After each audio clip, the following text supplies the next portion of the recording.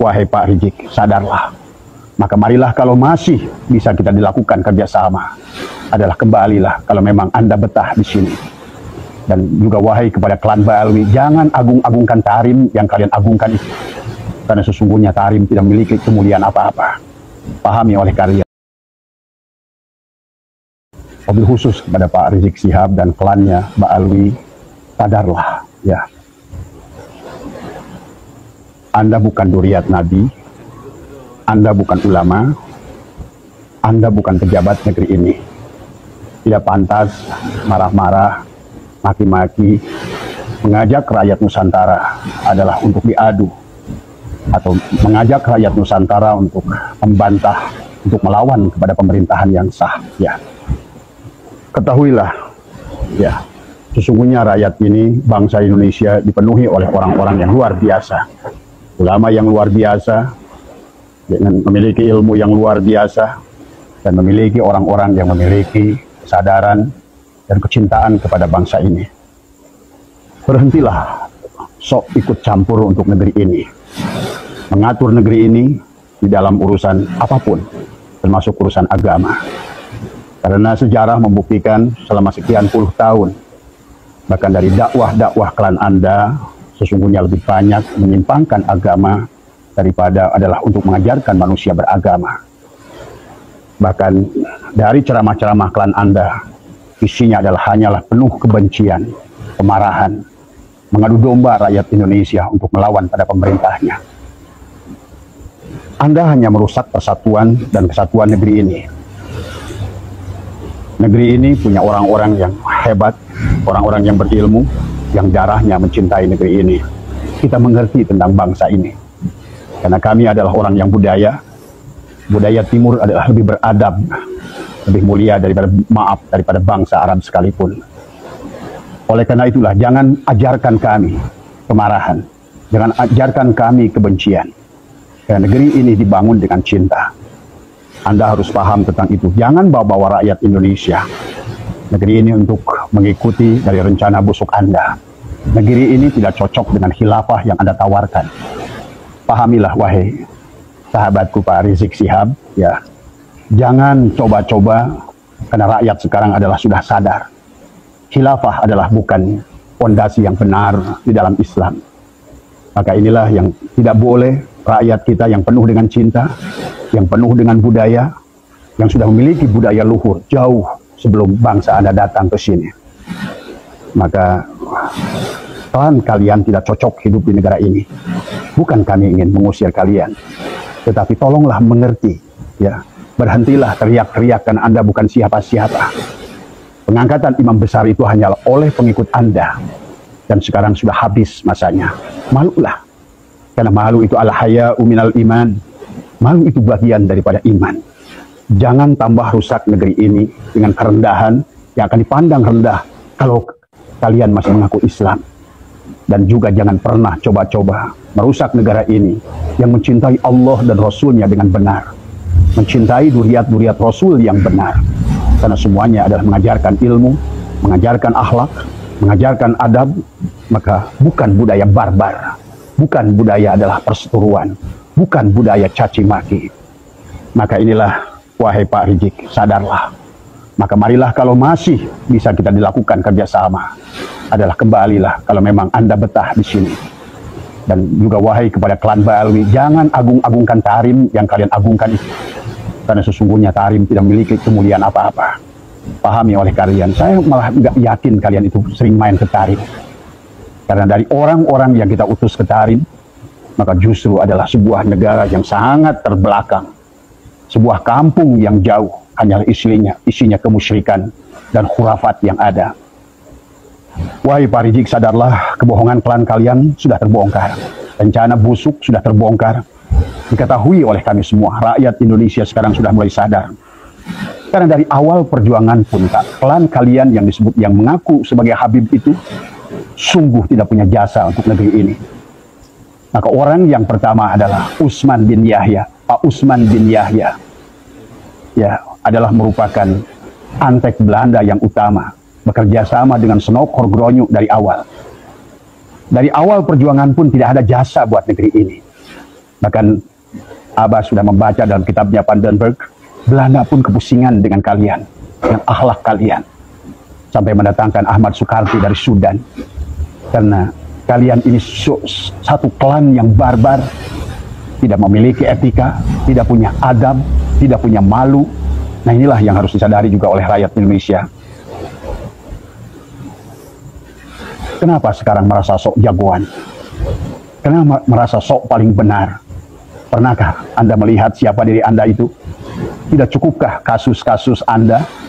Bahkan hari ini banyaklah beredar video-video yang berkalian dengan klan kalian. Tetapi tetap kami sebagai bangsa yang beradab Nusantara adalah ingin sesungguhnya kalau seandainya masih diajak mau kerjasama dengan baik, menjadi pendatang yang baik, yang memiliki etika dan adab, bukan sebaliknya merasa sebagai tuan rumah, congkak, dan bahkan merasa sudah menjajah negeri ini. Pengakuan duriat kalian sudah batal, ya. Sekarang sudah diakui oleh seluruh dunia. Terus apa hakmu marah-marah? Sok merasa jadikan jagoan di negeri ini. Sok merasa paling berjasa di negeri ini. Padahal adalah paling banyak membuat kerusakan di negeri ini. Masyarakat bangsa ini yang penuh dengan cinta kasih, yang penuh dengan budi pekerti. Sekarang sebagian daripada saudara-saudara kami, bahkan saudara saya, ada saudara saya yang hidupnya mendapatkan ilmu dari pamannya sendiri, ulama Nusantara, tetapi pada saat bergabung dengan Anda, muncullah dia menjadi seseorang yang tidak kami kenal sebagai saudaranya, pendendam, pemarah. Dan inilah yang saya khawatirkan, semakin lama Anda di negeri ini, dan kalau Anda belum menyadari juga tentang bagaimana Anda telah membuat kerusakan di negeri ini, maka sesungguhnya jangan salahkan bangsa ini satu saat nanti adalah akan berlaku keras kepada klan Anda. Andalah yang mengundangnya, Andalah yang memancingnya. Karena bangsa ini adalah bangsa pemaaf. Bangsa ini adalah bangsa yang penuh adab dan budi pekerti. Telah terjadi kerusakan pada agama karena dakwah klan kalian yang tidak berlandaskan kepada ilmu.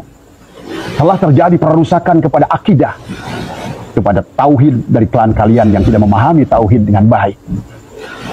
Dan inilah pada budi pekerti, bangsa ini terjadi kerusakan. Pada ekonomi terjadi kerusakan karena kegiatan Anda sudah malas bekerja, sudah malas berusaha, hanya mengandalkan nasab untuk nasib, kemudian mendawir rakyat ini. Sudah banyak korbannya dari Nusantara ini. Ini bukan lagi gibah, ini bukan lagi fitnah, tapi ini adalah kenyataan dan fakta yang ada. Demikian pula pada sejarah, selain merusak ekonomi, karena saya pernah bicara dengan seorang jenderal yang dari mulai saat berdirinya FPI dengan segera gerakan radikalnya membuat adalah keonaran-keonaran di mana-mana. Berapa negara harus mengeluarkan biaya hanya untuk mengurus Anda. Dan pada jenderal-jenderal yang masih ada di sebalik mereka karena memanfaatkan keberadaan mereka, berhentilah hari ini. Karena Anda tidak bisa lagi menggunakan kelompok ini. Kelompok ini sudah kelihatan belangnya. Kelompok ini sudah kelihatan palsunya. Kelompok ini sudah kelihatan tidak tahu malunya.